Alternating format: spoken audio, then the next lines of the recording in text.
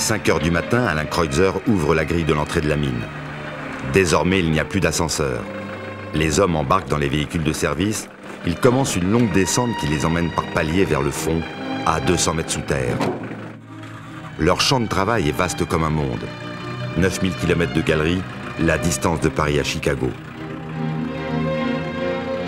Ils n'ont que quelques mois pour démonter des centaines de kilomètres de rails, remonter à la surface des tonnes de matériel, contrôler les structures de soutènement des galeries fermées depuis de longues années.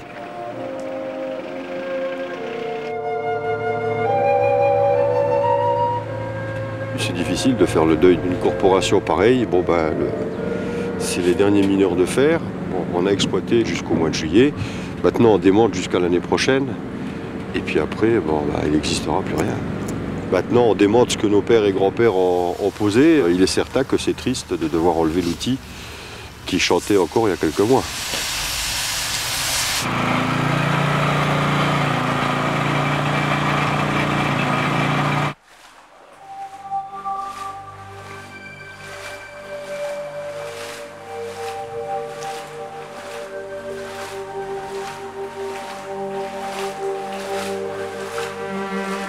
Déjà, on est toujours dans des coins qu'on ne connaissait pas avant.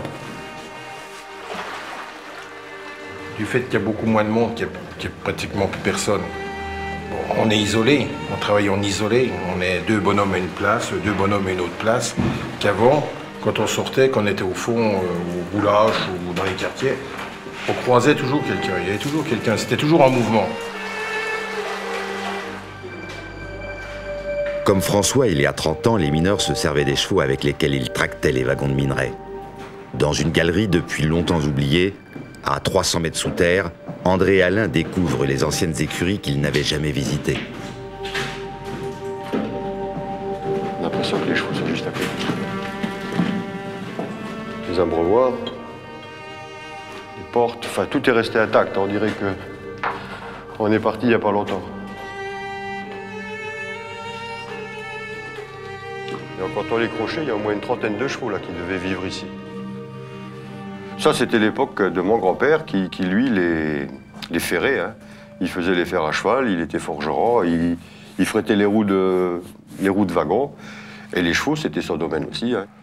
Ces chevaux-là, ils avaient plus de valeur que ceux qui te courent le dimanche dans les prés bien verts. Hein. Parce qu'en fait, ils nous sortaient du minerai, ils nourrissaient toute une population.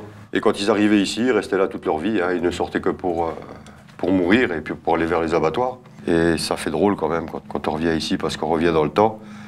Comme il a débuté dans les mines juste après 1910, je sais pas, j'ai l'impression que je vais toujours trouver sa photo. Mon père a été délégué mineur pendant 8 mandats, c'est-à-dire 24 années. Il a fait partie de tous les grands mouvements qui ont fait aboutir quand même certaines revendications et puis améliorer les conditions de travail et de salaire des ouvriers. C'est vrai. En 1963, les mineurs de Trieux firent la grève la plus dure de l'histoire des mines. Pendant 3 mois, ils ont lutté du fond sans jamais remonter au jour. Le père d'Alain fut un des leaders. Ils étaient aussi mobilisés au fond que les personnes qui étaient au jour, parce qu'en fait, les épouses préparaient la nourriture et tout ce qu'il fallait. Tout ça, c'était descendu au fond avec des lettres, ils se faisaient des courriers, ils pouvaient que se contacter comme ça. Les femmes étaient aussi courageuses que les autres, mais elles avaient le même mérite, hein, parce qu'en fait, ils vivaient avec rien du tout, leur mari n'étant pas là. Il y avait tout à faire, et les travaux dans les champs, et les travaux à la maison. Il fallait préparer la nourriture, le souci d'élever les enfants, et toutes seules. Alors, elles étaient aussi dures que leur mari. Et puis c'était une bataille, c'était même plus des mineurs, ça devenait pratiquement des frères, parce que ils entraidaient l'autre, c'était une grande famille en fait. Ils en arrivaient même à fêter leur anniversaire au fond, et ils avaient toutes les nouvelles qui venaient du jour, un peu déçus souvent, fatigués, mal rasés, et déçus que leur mouvement n'aboutisse pas. Mais ils ont tenu 79 jours, et ça c'est quand même quelque chose de fabuleux. Mais à l'époque, les gens se battaient, c'était très très très dur, et des fois ils se battaient pour rien, parce qu'ils n'avaient même pas abouti.